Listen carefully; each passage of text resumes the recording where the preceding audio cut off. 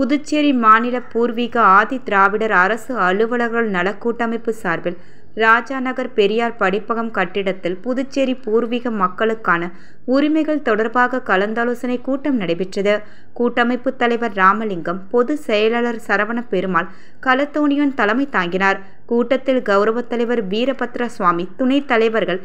SKC Gajendran, Nagalingam, Arumugam, Vinayaka Murugan, Shenbagavalli, Jhansi Rani, Sathya, Kanshi Ram, மக்கள் கட்சி தலைவர் தங்க கலைமாறன், நகராட்சி ஊழியர் சங்க நிர்வாகிகள் வேல்முருகன், முனியன், ராஜீவ்காந்தி கால்நடை மருத்துவக் கல்லூரி ஊழியர் சங்க நிர்வாகிகள் பச்சையப்பன், சுந்தர்ராஜ், நீதிமன்ற ஊழியர் சங்க நிர்வாகிகள் மாறன், அன்பழகன் மற்றும் தலித் அமைப்புகளை சார்ந்த பாலகிருஷ்ணன், கருணாகரன், புண்ணியகோடி, நாகமணி, அரங்கநாதன், ராமச்சந்திரன், ரவிச்சந்திரன், அம்பேத்கர், முருகையன், தனபால் மேலும் 50க்கும் மேற்பட்ட கூட்டத்தில் கலந்து கொண்டனர். புதுச்சேரி அரசியலில் நிகழும் உள்ளூர் வெளியூர் ஆதிதிராவிடர் பிரச்சினை தொடர்பாக தமிழ்நாடு முதலமைச்சர் மற்றும் தமிழ்நாடு எதிர்க்கட்சித் தலைவர், விடுதலை சிறுத்தைகள் கட்சி தலைவர் திருமாவளவன் ஆகியோருக்கு கூட்டமைப்பு சார்பில் கடிதம் அனுப்புவது, குதிரை வண்ணார் சான்றிதழ் பெறும் சர்ச்சை தொடர்பாக புதுச்சேரி மாவட்ட ஆட்சியரை சந்திப்பது, 2015 புதுச்சேரி தலைமை செயலரின் அரசாணையில் உள்ளபடி